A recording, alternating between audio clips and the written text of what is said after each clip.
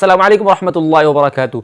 आज मुसलमानों के ऊपर जो जुल्म हो रहा है, जो जुल्म के पहाड़ तोड़े जा रहे हैं, उसकी सबसे बड़ी वजह क्या है आपको पता है?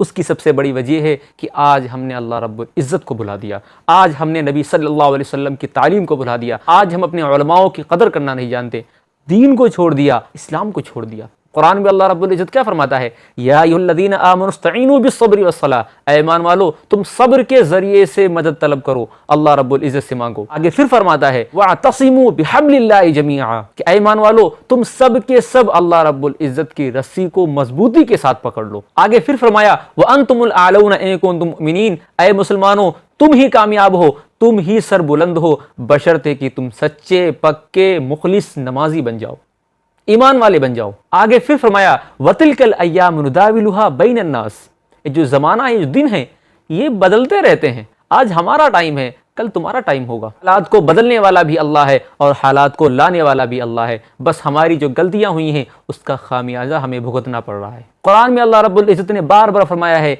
ऐ लोगों, ऐ मुसलमानों, ऐ दुनिया वालों, मुझसे मांगो, मैं ही हर चीज़ को देने वाला हूँ, मैं ही तुम्हारी मांगों को और तुम्हारी ख्वाहिशात को पूरी करने वाला हूँ, मैं ही ताकत रखने वाला हूँ, मैं ही ताकत देने वाला हूँ, मैं ही ताकत लेने वाला हूँ, मैं बादशाहों का बादशाह हूँ, रब्बुल आलमीन हूँ, पूरी कायनात का मालिक हूँ। मैं जिसको चाहूँ इज्जत दे दूँ, जिसको चाहूँ जिल्लत दे दूँ। व तुइज़्ज़ु मन तशाअ व तुज़िल्लु मन तशाअ, मैं ही इज्जत देने वाला हूँ और मैं ही जिल्लत देने वाला हूँ। दुनिया अगर मिलकर कोशिश कर ले तो किसी को बदनाम नहीं कर सकती। अगर पूरी दुनिया ये कोशिश कर ले और तुम मेहनतें करते जाओ लेकिन तुम इज्जत नहीं पा सकते हो।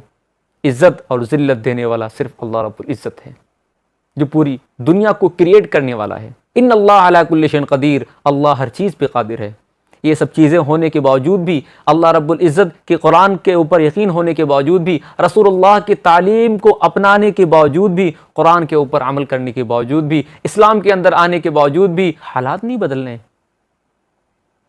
क्यों? हालात क्यों नहीं बदलने? इसकी वजह क्या है? कहाँ फॉल्ट है? फॉल्ट कहाँ से आ रहा है?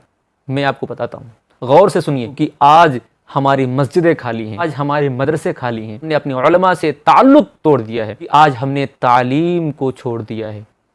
आज हमने ये मुसीबत, ये शिकायत, शिकवे शिकायत, ये हम गली मोहल्लों में बताते हैं, चौक चौराहों पर बताते हैं, चाय के ढाबों पर बताते हैं। बाज़ारें गर्म हैं इस न्यूज़ के लेकर के। आप गौर करिए कि ये रमज़ान का आखिर अशरा चल रहा है और हुज़ूर सल्लल्लाहु अलैहि वसल्लम रमज़ान के आखिर अशरे में जो उनकी इबादत थी वो डबल होती थी।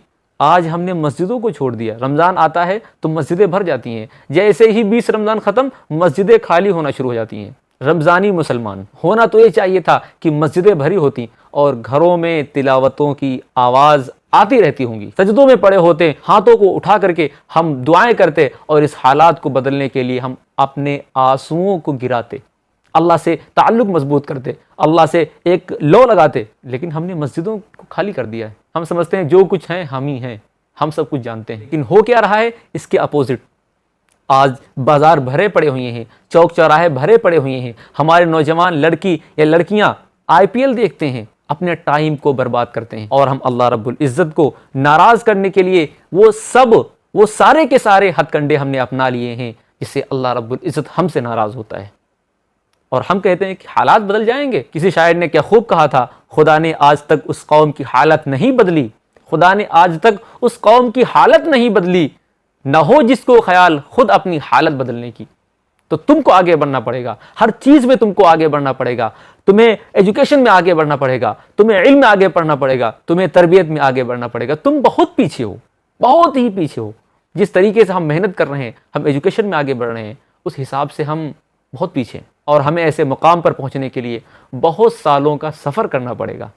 हमें सट्टेबाजी छोड़नी पड़ेगी, हमें IPL के अड्डे छोड़ने पड़ेंगे, हमें IPL के ऊपर जो सट्टेबाजियाँ होते हैं हमें ये सब छोड़ने पड़ेंगे। हमें अपने टाइम को कैसे अच्छे और नेक कामों में यूज़ किया जाए, हमें ये सब करना पड़ेगा। हम बॉलीवुड की फिल्में देखकर उस मकाम तक नहीं पहुँच सकते, हम टॉलीवुड की मूवी देखकर उस मकाम तक नहीं पहुंच सकते। हम वो अपना विजन, अपनी गोल, अपनी ड्रीम को अचीव नहीं कर सकते। हम किस भूल में हैं?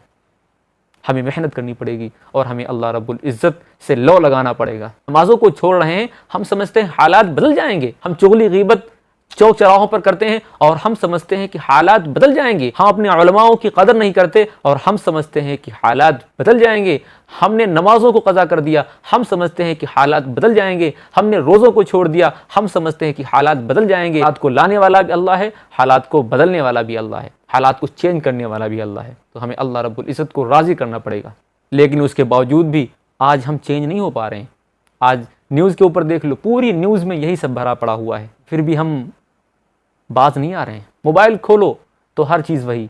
हमने तो लगभग 1.5 या 2 साल से हमने न्यूज़ देखना बंद कर दिया है। जब मैं न्यूज़ देखता था तो बहुत दिमाग ख़राब होता था। हमने 4-5 चैनल जो थे वो हमने सब्सक्राइब कर लिए थे और मैं डेली न्यूज़ देखता था, और जब देखता था तो बहुत ही गुस्सा आता था और हमने उनको अनसब्सक्राइब कर दिया। बस दिमाग सही है तो देखना बंद कर दो, बस सीधी सी बात है। क्या दिक्कत उसमें? कुछ जा रहा है, क्लिक करना है, सब्सक्राइब अनसब्सक्राइब, बस। मोबाइल ही के ज़रिए से आप बहुत सारा काम कर सकते हो। इसके ज़रिए से आप पढ़ाई की मदद ले सकते हो, हेल्प ले सकते हो मोबाइल के ज़रिए से। तो आज हमारे हाथ में हर चीज़ हमारे हाथ में है, लेकिन आज हमने मोबाइल को खिलौना समझ लिया, झुनझुना समझ लिया है।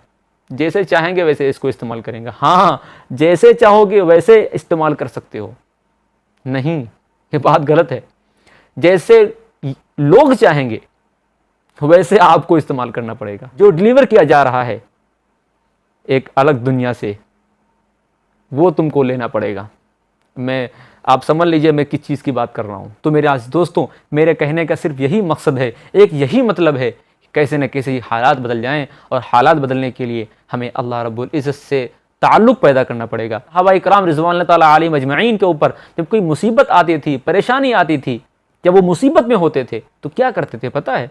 मस्जिदों का रुख करते थे, नमाज के ज़रिए से मदद तलब करते थे, कुरान पढ़ने का मामूल और बना लेते थे, बढ़ा लेते थे, अपने सजदों को लंबा कर लेते थे। आप मेरी बात मानो या ना मानो, बड़ों की बात सुनो या ना सुनो, उलमा की बात मानो या ना मानो, अगर नहीं मानेंगे तो हालात नहीं बदलेंगे। अल्लाह को राज़ी करो। अल्लाह नाराज़ है, अल्लाह हमसे नाराज़ है, उसको राज़ी करने की ज़रूरत है। तो इस मेरी क्लिप को, इस वीडियो को लोगों तक शेयर करें, ताकि अगर इस वीडियो के ज़रिए से और आपके शेयर करने के ज़रिए से अगर ये हालात बदल सकते हैं, अगर लोग तालीम के ऊपर आ सकते हैं एक मेरी इस क्लिप के ज़रिए से, मेरी एक वीडियो के ज़रिए से, तो समझ जाइए कि आपका भी बहुत कंट्रीब्यूशन है, आपका भी इसमें हिस्सा है लोगों को सही करने का, लोगों तक अच्छी बात भेजने का। तो इस सवाब का ज़रिया है। इस मेरी क्लिप को, मेरी इस वीडियो को लोगों तक शेयर करें। अस्सलामु अलैकुम व रहमतुल्लाह।